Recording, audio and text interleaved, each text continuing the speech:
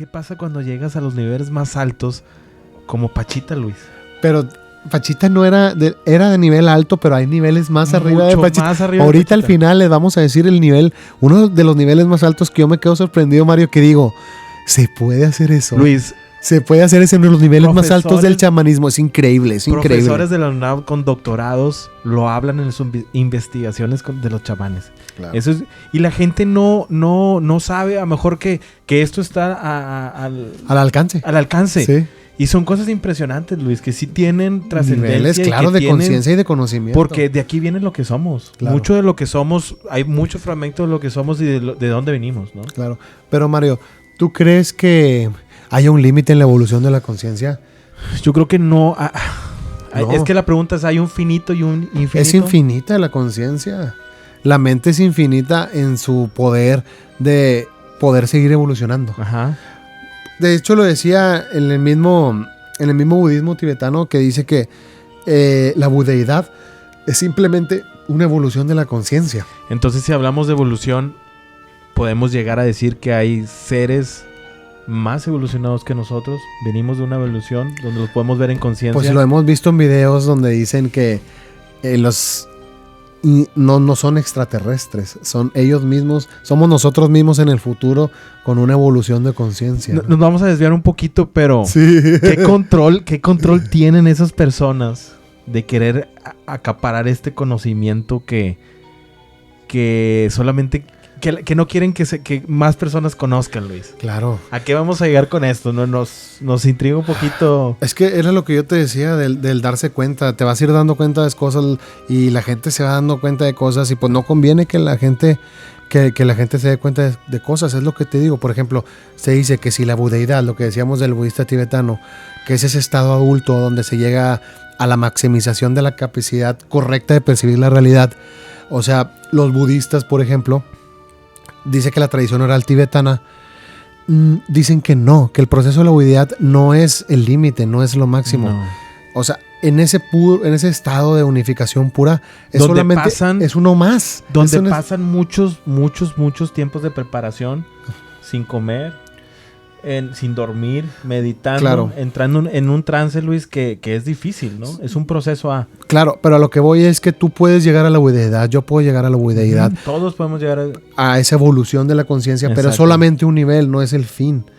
Es infinita esa evolución. El Buda todavía tenía más evoluciones de conciencia. Porque, ¿cuál es el límite de la conciencia? No hay límite en la conciencia porque el mundo es mental. Y lo hemos Acuérdate lo del Kybalión, lo de Hermes Trismegisto, Mario.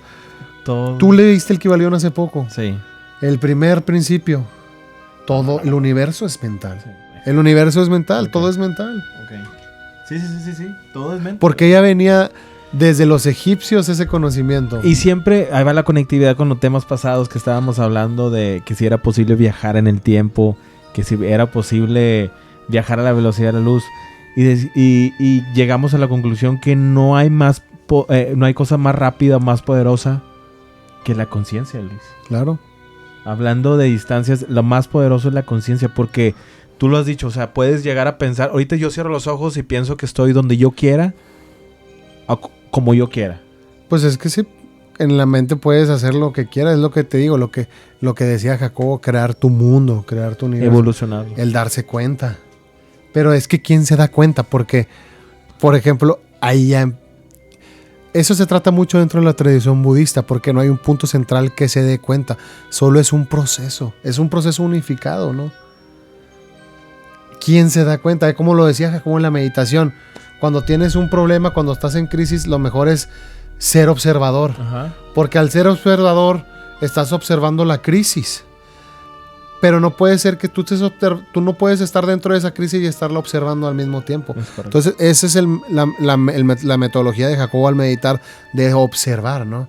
Observar pensamientos, observar ansiedades, observar crisis y observar la misma mente. Decir, oye, esos no son mis pensamientos.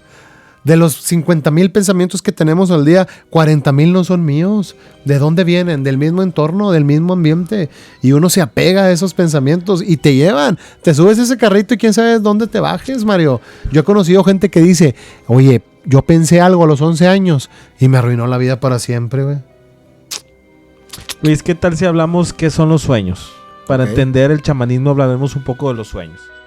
Hablemos del cerebro, de dónde y dónde surgen estas prácticas chamánicas que tienen como fundamento los sueños, los éxtasis y los ritos. ¿Qué son los sueños? ¿Desde dónde vienen? Y desde un acercamiento científico, ¿qué son? El sueño se ubica en el cerebro y se comparte con todos los animales. Un ejemplo son los perros. ¿Has visto un perro cuando sueña que se mueve? Sí, bueno, no, y roncan y ladran y gritan y no. Como si estuvieran corriendo, ¿no? Bueno, Luis, todos los animales, está estudiado que todos los animales sueñan. Oh, claro. Incluso hasta la mosca. Hay una mosca muy estudiada que es la mosca de la fruta. No recuerdo bien el término científico del nombre. Pero se ha comprobado que sueñan, Luis. Ok, que soñará una mosca. ¿Qué piensan ustedes que sueñan las moscas? ¿Qué son los sueños? El sueño es un estado diferente de conciencia. Lo que pasa es que se apagan la conciencia cotidiana. ¿Qué sería? ¿Inconsciencia? Exactamente. Inconsciencia. Inconsciencia.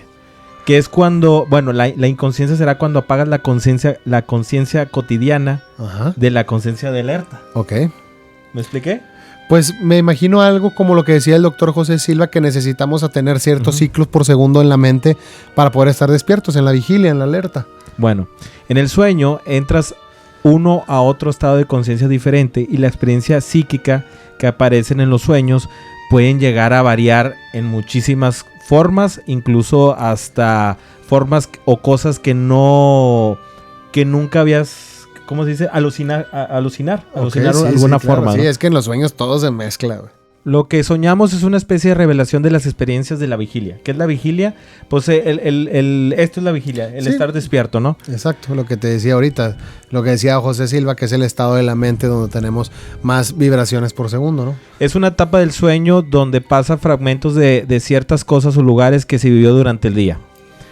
Pero el cerebro desecha mucho de esta información. Vamos a llamarlo experiencias que para el cerebro son intrascendentes. O sea, el cerebro solamente, si lo vas a soñar, va a soñar las cosas que son importantes. Ok. ¿Ya? Lo que es irrelevante lo va a desechar. Pero igual seguimos siendo espectadores, ¿no? Exactamente. Pasamos los sueños como espectadores. Dice, solo las experiencias que son relevantes para la emotividad de la persona son las que se guardan en la conciencia y aparecen en los sueños. ¿Ok? Son las que envuelven a soñar y se repiten y pueden pasar... puedes pasar que aquí lo puedes controlar. Ahorita vamos a llegar a ese punto de controlar los sueños. Okay. El cerebro saca del inconsciente memorias guardadas y las puedes mezclar con estas. ¿Para qué sirve soñar? Para promover la reparación neuronal y la reorganización del cerebro. O sea, si no sueñas, Luis, estás mal. Tienes que soñar. Tienes que soñar. Y hay personas que no sueñan, Luis. No se acuerdan. Bueno, hay personas que no tienen... Lo que pasa es que ¿cómo los científicos estudian el cerebro? Pues ponen muchos aparatos. Con el encefalograma, que era lo que le encantaba al doctor José Silva. Eso fue lo que lo volvió loco al doctor José. Ahorita vamos a hablar de eso también. Pero en las personas se han detectado personas que no sueñan, Luis, que no tienen movimientos cuando están dormidos. Y esas son personas que físicamente y mentalmente están mal. Ok. Dice, las fases del sueño son determinadas por lo que se llama el sueño REM. ¿Ok? Que quiere decir en español movimiento ocular rápido. Ok.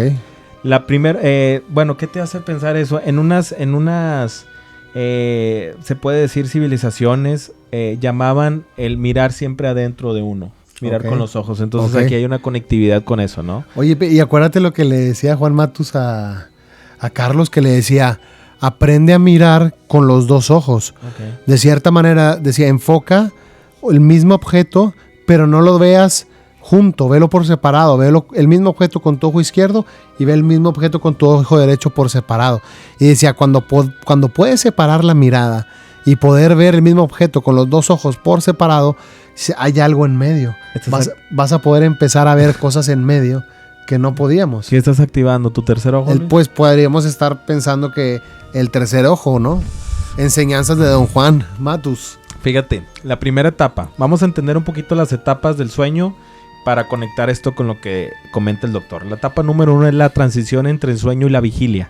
La etapa del sueño más liviano, cuando estás entre dormido y despierto. Okay. Ves imágenes del sueño, pero te das cuenta que sigues despierto. Yo creo que cuando te estás reposando y estás viendo así, que te estás viendo cosas del sueño, pero te puedes despertar. Esa es la etapa La etapa 1 del sueño. La etapa 1, como la etapa más ligera. La etapa más ligera. Okay. Vamos a resumir la 2, la 3 y la 4, que son muy parecidas. Y realmente lo que pasa, lo interesante es hasta la etapa número 6. Ahora, estamos hablando de los sueños de la 1 a la 4, sueños no REM. Ok. NREM. Sí, REM. Ok. Dice, la 2, 3 y 4, sigue siendo sueño no REM. Son sueños lentos y los más profundos. Ok. Ok, son los más profundos. Ahí es cuando realmente estás dormido. Ok. Ok. Donde el cuerpo ya no está funcionando, se apagan los receptores físicos y se queda solamente funcionando el cerebro. Ok. Cuando te duermes profundamente y pierdes la conciencia de tus alrededores. Ok. Ok. Bueno, y esta es la parte más importante de todas. Es la que más les importa a los chamanes. Y es una etapa que ahorita lo vamos a decir, se repiten durante 7, 8 horas. Todas esas etapas se repiten durante 7, 8 horas. Ok. Que dura más o menos el sueño, digo. Sí. Depende de lo que duermas, ¿no? La etapa 5 es la entrada al sueño REM. Pero solamente es un 20% del sueño total. Ok. Y son los más importantes. ¿Qué pasa en ese estado? Existe una ablación completa del tono muscular del cuerpo. El cuerpo deja de funcionar, ¿no? Se comienza a regular la respiración y el pulso y se acelera. Sube la presión y después se vuelve a repetir esta etapa, como dijimos, durante todo el tiempo que estás dormido. Ok. Y de nuevo se repite. Es el sueño más especial para los chamanes. Se caracteriza con los sueños más mágicos y complejos. Son extravagantes y lógicos, se fusionan caóticamente en el sueño con lugares, cosas, personas o con cualquier locura. Esos son los sueños REM. Pero se incrementan las emociones, la ansiedad y el miedo. ¿Cuántas veces te has despertado tú en la madrugada con un temor que dices tú es un sueño muy tonto? A lo mejor soñaste con algo que no te da miedo, pero te despertaste con mucho temor, con una palpitación. ¿Te ha pasado? Sí, claro. Que no entiendes el sueño, no lo comprendes, sí, y tienes un miedo ignorando todo lo que... No, llorando, me he despertado llorando. Bueno, estos ya son los sueños REM, Luis. ¿Ok? Jamás puedes describir, esto es muy importante, jamás vas a poder describir lo que soñaste. Ok. Hay personas que sí recuerdan los sueños. Según yo, recuerdo lo que soñé anoche. Yo a veces sí puedo recordar. Bueno, nunca vas a decir exactamente lo que recuerdas. Okay. Nunca lo vas a decir cómo pasó. Por más que te esfuerces en describirlo, no será realmente lo que soñaste. Claro. Sí. ¿Cómo nos damos cuenta? Porque nosotros racionalmente tenemos la tendencia de hacer una narración lógica de lo que hablamos. Pero no se pueden narrar los sueños, Luis. La mente crea historias para suplir esos espacios vacíos. Acuérdate lo que le pasó a Tartini. Que quería la sonata del diablo perfecta y no pudo recordar la melodía. No la pudo recordar. Gran tema que lo tocamos en el podcast pasado. Vayan a verlo. Aunque tú creas que lo tienes clarísimo, esto no pasó como se soñó, ¿ok? En la vigilia, la mente solo puede recordar así los sueños. Nunca revivir uno tal y como lo soñaste. ¿Dónde se ubica el sueño REM? Esto ya es científico y es algo muy importante. En dos partes del cerebro, en la amígdala y en el hipocampo. Estas dos partecitas pequeñas se encuentran exactamente en el lóbulo temporal. El cerebro humano apareció cuando existe una pequeña larva en el agua, en el mar. Imagínate el primer signo de vida, ¿no? Desde que fue evolucionando hasta que llegó a nosotros, fue desarrollando ese cerebro. Nosotros tenemos ese cerebro de la larva. Después de la larva, el lagarto, no sé, así el chimpancé, que es el más cercano a nosotros evolutivamente, y nosotros guardamos esos cerebros. Ok. Imagínatelo por capas. Y entonces se dice que cuando estamos soñando... ¿El cerebro reptiliano y eso? Exactamente. Se dice que cuando estamos soñando estamos en la función reptil. Ok. ¿En qué consiste el sueño lúcido? También REM. Este es el más importante de todos. Es el más practicado por los chamanes. El soñador se da cuenta que está soñando. Es lo que decíamos en un momento. No es tan fácil, puede ser espontáneamente, puede ser inducido por varias prácticas, pero lo importante aquí es llegar a controlar lugar, personas y objetos. Puede cambiar de tiempo y de lugar. Son los sueños más recordados que pueden ser más reales. La práctica de esto los hacen los chamanes, se les llama tiempos remotos, incubaciones de sueño. Ok. Poder controlarlos. Exactamente. Eso es algo de los sueños, de los más importantes para los chamanes. Cómo hacen esas conexiones con esas con esos niveles de conocimiento, Luis. Ahorita vamos a hablar también de algunos de los chamanes más famosos.